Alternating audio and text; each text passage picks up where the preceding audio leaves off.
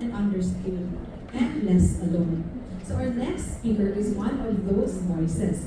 She's an actress, television host, TikTok content creator, entrepreneur, mental health advocate. She also graduated from the country's highest ranking academic institution with a degree in Bachelor in Arts of Organizational Communication and currently taking her master's degree in counseling psychology at the Ateneo de Manila University. Through her platform, she does not only entertain but also encourages conversations about mental health, healing, self-worth, and growth. She has shared the realities behind showbiz, social media, and student life, the busy schedules, online pressure, criticism, burnout, and the challenge of balancing career and personal healing. At a time when many people face comparison, cyberbullying, and pressure to always look okay online, her voice has helped many feel understood and less alone. Today, she joins us to discuss perks and pressure of journeying through social media, showbiz, and university. Ladies and gentlemen, please join me in giving a warm welcome to Miss Hershey Neri.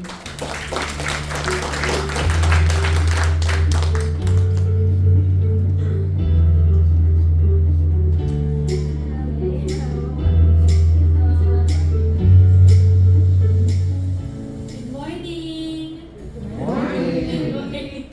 Ano, nagulat po ako sa introduction. Ang galing niyo po maghalongkat ng mga years and years ago pa po na clips. Hi, good morning po!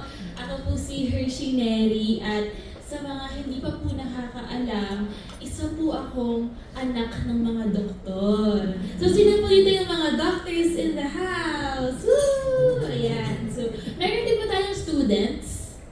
Walang students. Okay. Meron din. Ayun, may students din tayo.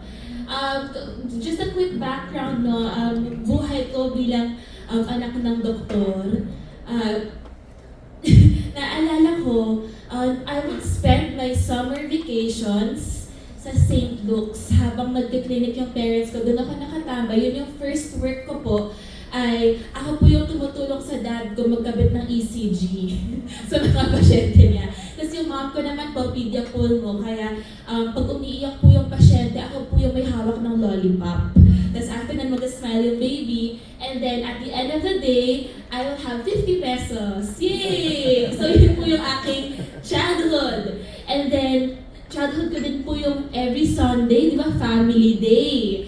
Tapos, after church, di ba, usually magka-family trip kayo. Pero bago kami pumunta sa mall, dadaan po muna kami sa St. Luke's kasi mag-rounds po muna yung parents ko.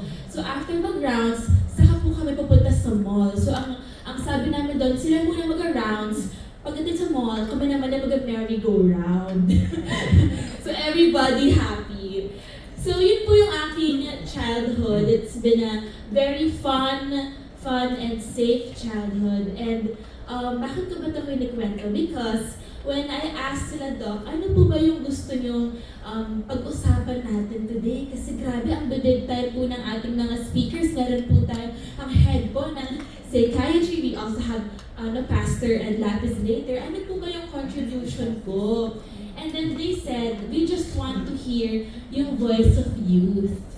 30 na po ako. Youth pa po ba yun? Or pa-youth? Pero sige po, yun ang ating pag-uusapan. As the introduction po kanina, I work in comedy. So it's comedy online and comedy sa entertainment. Pero paano nga po ba ako napunta sa comedy? Bakit hindi ako nag-doktor? Ayun ang tanong.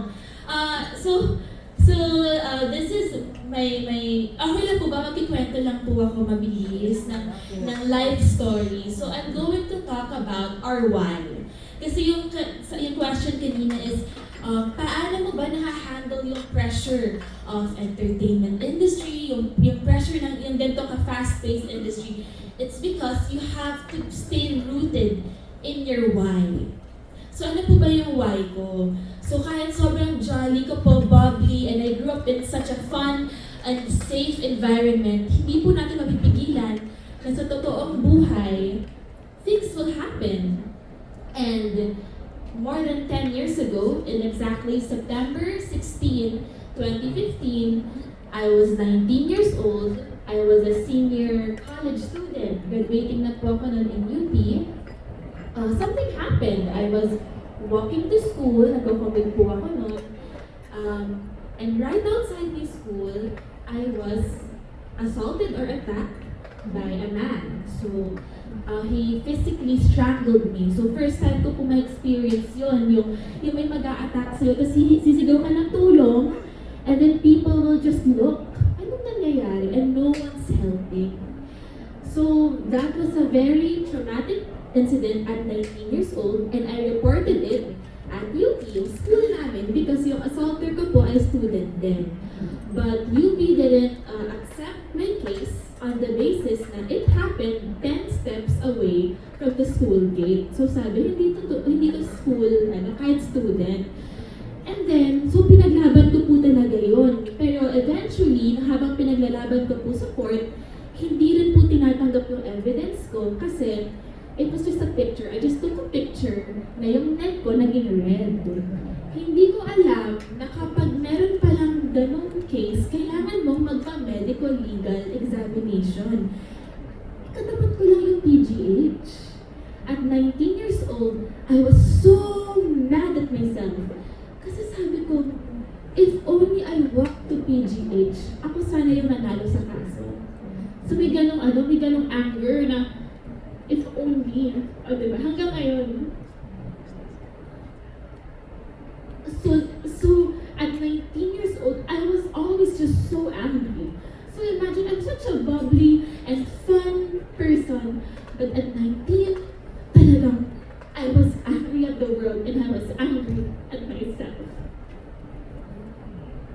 And naging sobrang difficult po yung buong year na yun. Kasi di ba at 19 years old, yung mga classmates ko after school, gigimik, di ba? But me after school, minsan attend ng court hearing, or bago ako pumasok sa school, di ba, may brown envelope, kasi sa brown envelope, makakita ka ng mga subpoena, ng mga legal letters.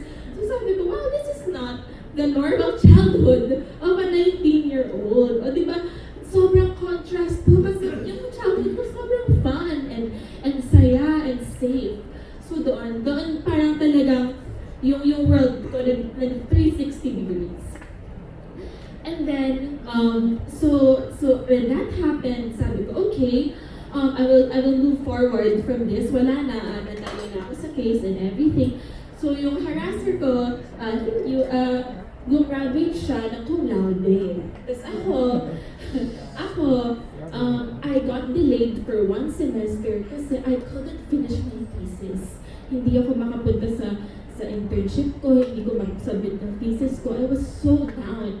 Which is so weird kasi sobrang ako, bibo sa class, sobrang sipag ko sa school, pero when that happens, talagang survival mode ka.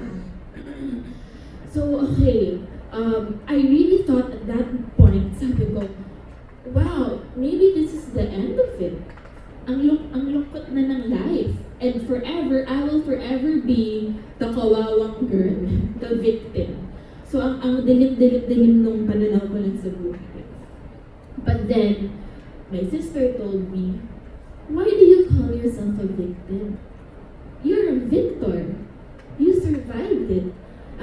It was such a difficult season in your life, and yet, you're here. Sabi ko, oo nga no? Words are so powerful. I want to